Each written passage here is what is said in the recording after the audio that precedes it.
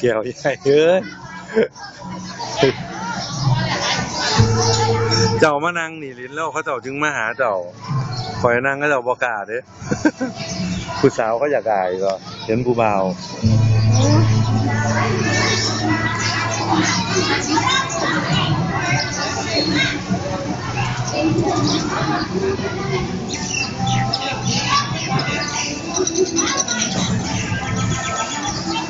นี่คือชมหน้าแก้วใหญ่นะครับ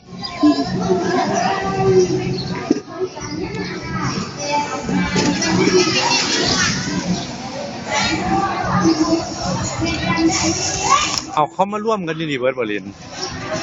ฮะหรือว่ามาแต่งตัวมาซ้อมถ้าเราจ่างนะถ้าเราดูก่อนนี่